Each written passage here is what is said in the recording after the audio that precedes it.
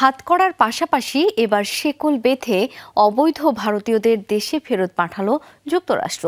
তৃতীয় দফায় আরও শতাধিক ভারতীয়কে দেশটি থেকে বের করে দিয়েছে মার্কিন কর্তৃপক্ষ।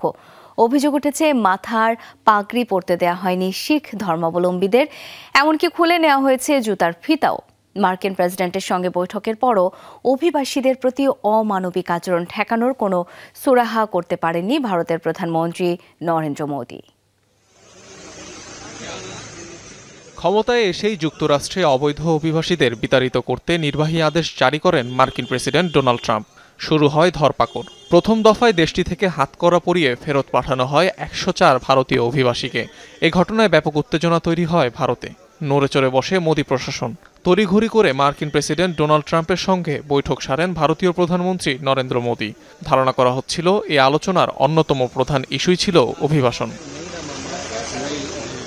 তবে এ দুই নেতার বৈঠকের দুদিন না পেরোতেই আবারও একই কায়দায় শতাধিক ভারতীয়কে ফেরত পাঠায় মার্কিন কর্তৃপক্ষ, যার ব্যাপক বিরোধিতা করেন দেশটির রাজনীতিকরা। অভিযোগ উঠেছে এবার শুধু হাতকড়াই নয়, রীতিমতো শেকল বেঁধে শতাধিক অবৈধ ভারতীয়দের যুক্তরাষ্ট্র থেকে বিতাড়িত করেছে মার্কিন কর্তৃপক্ষ।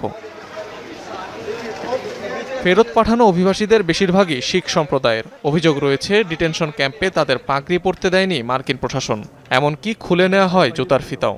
গলায় ফাঁস দিয়ে কেউ আত্মহননের পথ বেছে নিলে দায় নিতে হবে কর্তৃপক্ষকে, আর এই দায় এড়াতেই এমন কাণ্ড ঘটিয়েছেন ট্রাম্প প্রশাসনের কর্মকর্তারা। তারা আমাদের সাথে খুবই খারাপ আচরণ করেছে। হাতকড়া তো পরনেই ছিল, পাও বাঁধা ছিল। প্লেন ল্যান্ড করার কিছুক্ষণ আগে তারা আমাদের হাতকড়া খুলে দিয়ে খেতে দেয়, যাতে সবাই বুঝতে পারে আমাদের সাথে ভালো আচরণ করা হয়েছে। আমাদের লোকদের হাত পা বেঁধে দেশ থেকে ফেরত পাঠানো হচ্ছে। এসব মানবতা বিরোধী। যুবকদের পাগড়ি ছাড়াই ফেরত পাঠানো হচ্ছে, যা তাদের কাছে পবিত্র। এটা এমন আক্ষেপ যা ভাষায় প্রকাশ করা যাবে না।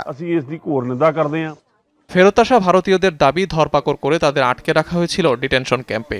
সেখানে ঠিকমতো খাবারও জোটেনি এসব অবৈধ অভিবাসীদের। পিউ রিসার্চের গবেষণা বলছে যুক্তরাষ্ট্রে অবৈধভাবে বসবাসরত ভারতীয় সংখ্যা আনুমানিক 7 লাখ, যা যুক্তরাষ্ট্রের পরিসংখ্যানে তৃতীয় সর্বোচ্চ। অনিক রহমান, যমুনা নিউজ।